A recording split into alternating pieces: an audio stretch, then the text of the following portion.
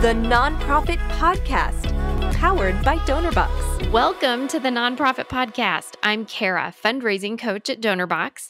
We're here each week with practical actions you can use today to increase donations and take your nonprofit to the next level tomorrow. And taking your nonprofit to the next level means finding the best fit software for you and partnering with a donation platform that will help you raise money and provide all the features you need to enhance your fundraising, especially at year-end. You may even find that software, yes, software, can help grow engagement, connection, and community while driving donations. Today, the Nonprofit Podcast welcomes Amy Champagne, an account executive at Donorbox, who is experienced with working with businesses and nonprofits to help them find solutions to improve their sustainability and increase revenue. Amy, welcome. Hey, Cara. Thanks for having me. As we're thinking about the podcast and our listeners and year-end fundraising, a few questions come to mind that you might be able to help us with.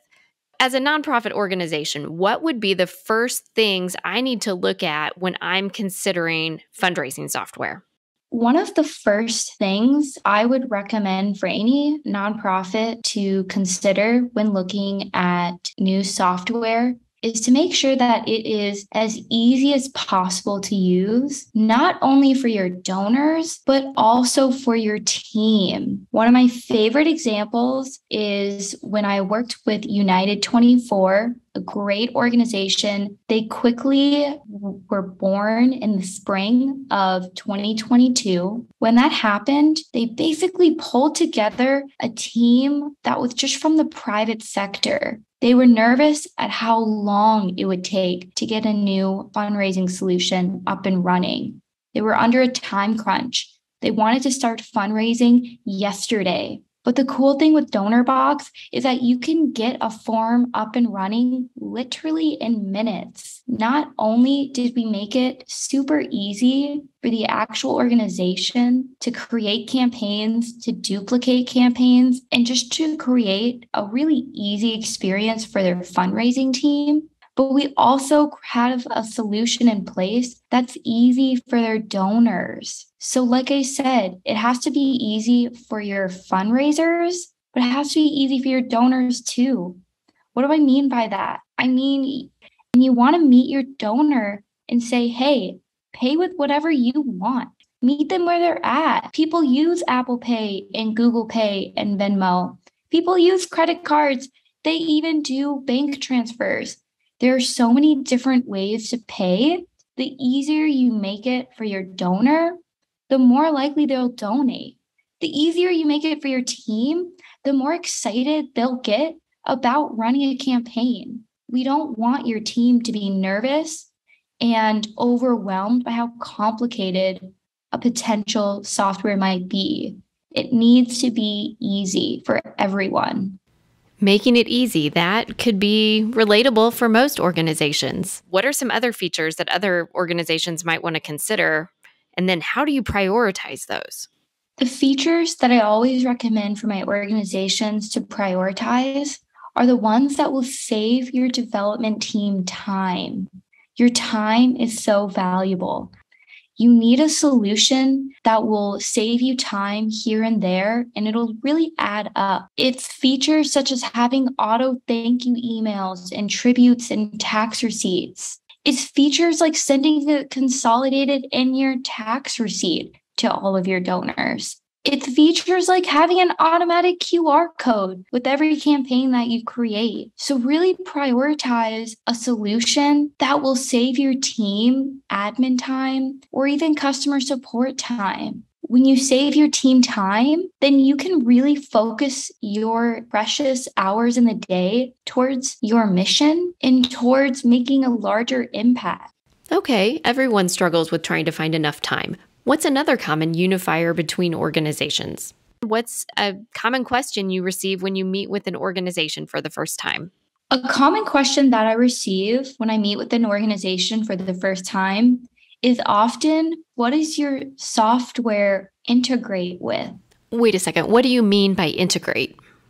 Is it going to integrate with my CRM or my newsletter or even my tracking tools? So it's critical to choose a solution that will play nicely with all of your other important tools. So that might be getting a solution that's on Zapier. It might be choosing a solution that's constantly creating new integrations with other tools. For example, we all know Blackbot's a great solution, but it just doesn't play nice with other tools.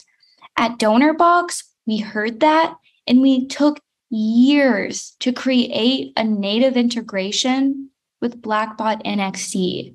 That is so rare and really a major value add because it is so rare for that solution to communicate with other solutions. You need to be able to easily move over your donor data to your CRM, to your newsletter, to your accounting tools, even to tracking tools. Amy, fundraising is based on developing relationships and nurturing those relationships and then growing those relationships as the donor's relationship with the organization continues. And software is software. How would software help nonprofits develop and nurture and grow relationships? So the way that software can really help nurture, develop, and grow your relationship with your donors is by having a solution that is customizable and really allows you to put your organization's mission and brand at the forefront when asking for a donation. So one of my favorite examples is Seattle Pride. Seattle Pride has a great membership program called POP, or Protectors of Pride. And it makes me feel like I'm making an actual impact. Another way that you can really connect that message with the actual donation is by having your donation form embedded directly on your website, because that gives you full control of connecting your mission with the dollars being donated.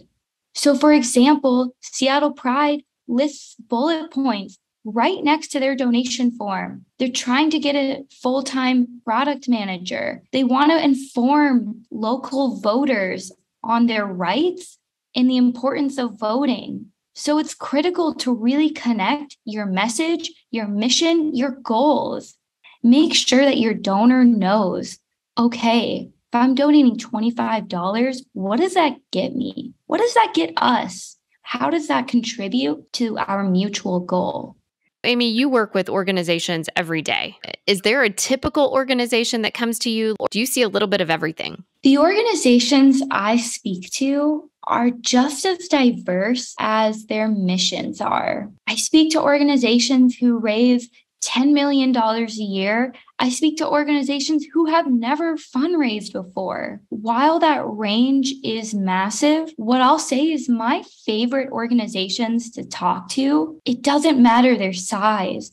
It matters how much their development team or individual cares about fundraising. If an individual can recognize that you need to make your donor's life easy, that you need to make your team's life easy, that's somebody who I want to talk to. I want to talk to organizations who recognize how critical it is to fundraise from individual donors. Grants are great. Corporate donations are awesome. But you don't want to forget about your individual donor, because your individual donor, those are the people who are spreading your message. Those are your champions in the community. Organizations are diverse. It doesn't really matter what your size is. An organization of all sizes can fundraise from individual donors. Organizations of all sizes can get their own champions to really support your mission. That's a really good perspective. Growing champions for the mission usually means that the organization itself is going to grow and need to scale. So as the organization grows, how does the software scale along with it then? When choosing a solution, a new software, you want to make sure that the solution will grow with your organization. You have to think, If my organization is going to grow 10x within the next year, 5 years, or even 10 years, is this solution going to grow with me? I always recommend choosing a software that is constantly innovating and adding new features to their product. When a software is adding new features, it's because they're listening to their clients. They're listening to the organizations. That's one of my favorite parts about Donorbox is that we're constantly adding new features.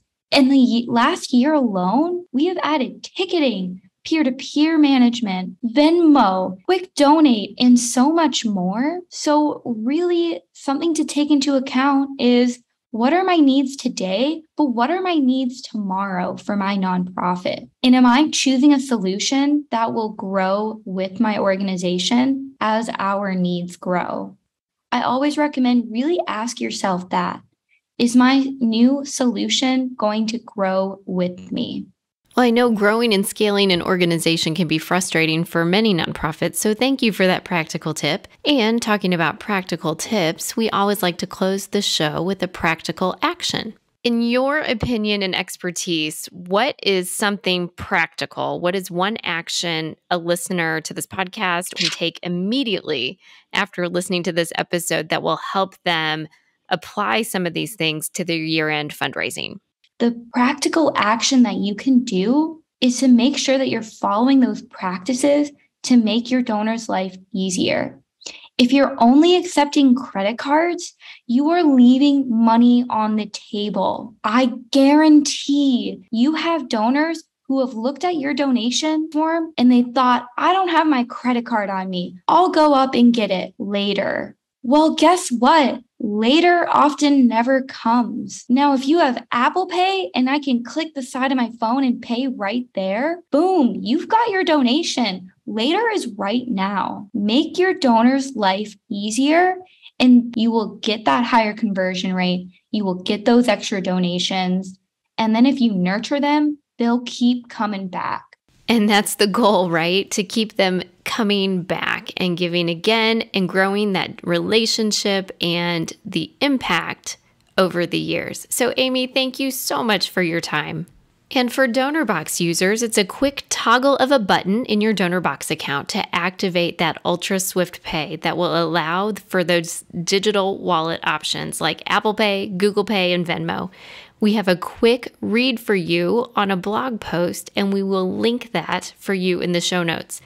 And if you'd like to take a closer look at all that Amy's talked about today, sign up for a Donorbox live demo. That link is waiting for you in the show notes too. There are a ton of donation platforms out there for nonprofits to choose from, and the big question is, how can you make the right decision? Amy explained more about the must-have features and how they apply to fundraising for your organization. As we go into giving season, now is a great time to make things easy and attractive for your donors and your team. And thank you for choosing to spend time with the Nonprofit Podcast. I hope you've left with confidence to take a small step today that will make a big difference tomorrow. Don't forget to download and review the podcast or give it a thumbs up if you're listening to the Nonprofit Podcast on YouTube. Your review is a great way to help others find us. You're here to help others. We're here to help you. Until next time, stay inspired. The Nonprofit Podcast, powered by Donorbox, helping you help others.